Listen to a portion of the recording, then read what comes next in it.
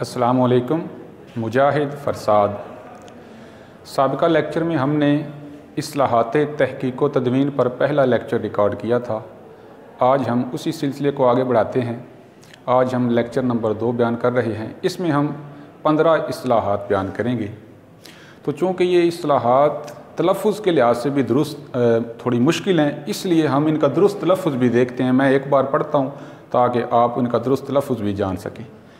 असनाद, इमलाई तगय्युरात, ऐज़न, बाज़ नविश्त, बयाज़, तबय्युज़, तत्मा, तहरीफ़, तखरीज, तस्हीह मतन।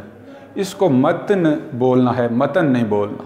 तस्हीह मतन, तदवीन, तर्जमा, तरकीमा, तर्क, तस्वीद।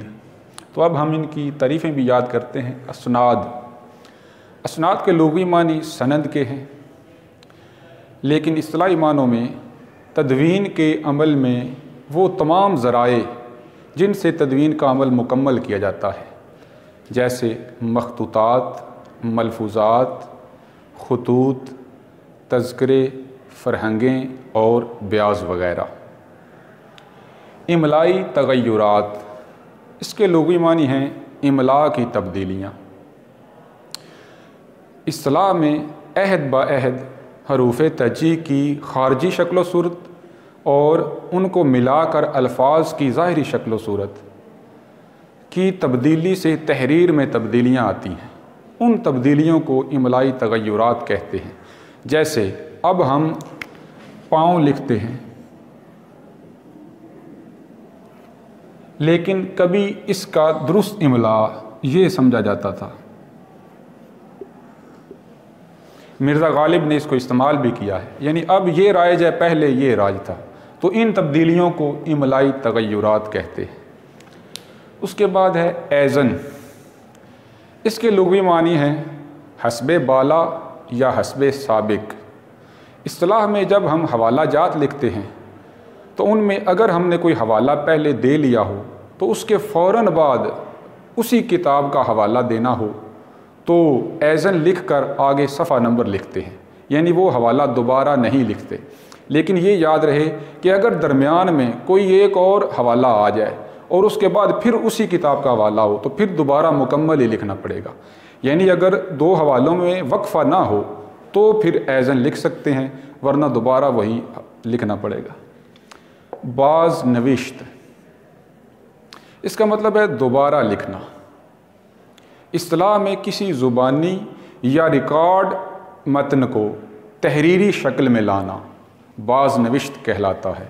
इसे अंग्रेज़ी में ट्रांसक्रिप्शन भी कहते हैं। बयाज़ के लुग़वी मानी हैं सादा कागज़ या सफ़ेद कागज़। इस्तिलाह में बयाज़ वो ज़ाती डायरी होती है जिसमें कोई आम शख्स या ख़ुद शायर ही दूसरे शायरों का मुंतखब कलाम दर्ज करता है। बाज़ औक़ात किसी मुशायरे की थोड़ी बहुत रुदात भी लिखी जाती है। अगर ये मुतवसत दरमियाने दर्जे की हो ये डायरी तो इसे ब्याज़ कहते हैं, लेकिन अगर ये बहुत बड़ी हो या मुख्तलिफ़ जिल्दों में हो तो इसे फिर ब्याज़ नहीं कहेंगे, इसे जुंग कहा जाएगा। इसको जंग नहीं पढ़ना, जुंग है ये लफ्ज़। ब्याज़ की बड़ी सूरत जो है वो जुंग है। उसके बाद है तबय्युज़। तबय्युज़ का मतलब है साफ़। इस्तिलाह में किसी मुसव्वदे को साफ़ करके लिखना तबय्युज़ कहलाता है।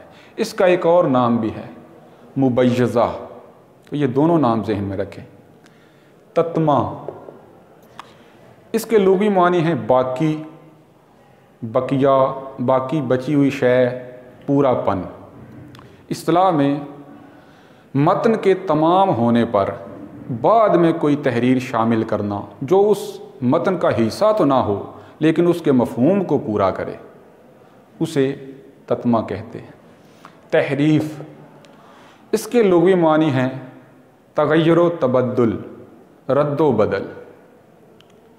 बाज़ औक़ात मतन की इबारत में तब्दीलियाँ कर दी जाती हैं जो दानिस्ता भी हो सकती हैं और नादानिस्ता भी हो सकती हैं।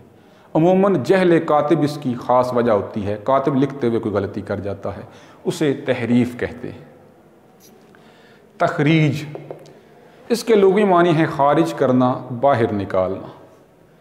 اصطلاح میں کسی متن میں کچھ شعر ہوتے ہیں، کچھ آیتیں ہوتی ہیں، کچھ حدیثیں ہوتی ہیں، لیکن ان کے حوالہ جات نہیں دیے جاتے، تو ان کے حوالے دینا تخریج کہلاتا ہے۔ یعنی اگر کوئی شعر دیا ہوا ہے تو اس کے شاعر کا نام معلوم کر کے لکھنا کہ یہ کس شاعر کا شعر دیا ہوا ہے، یا پھر یہ اس کے کس شعری مجموعے میں تھا، کس دیوان میں تھا، کس کلیات میں تھا۔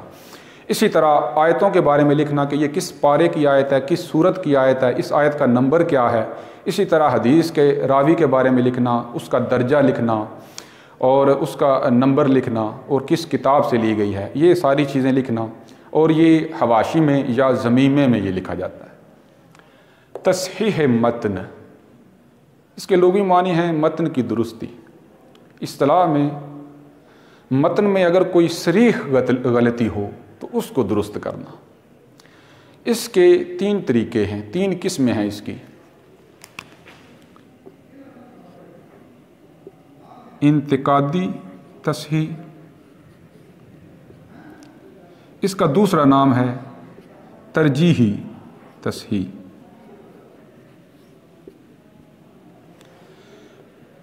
اب اس میں جو اساسی نسخہ ہوتا ہے، بنیادی نسخہ، اس کو سامنے رکھ کر جو درستی کی جاتی ہے اور اختلاف نسخ حواشی میں دیے جاتے ہیں، اسے انتقادی تصحیح کہتے ہیں۔ اس کی دوسری قسم ہے تقابلی تصحیح۔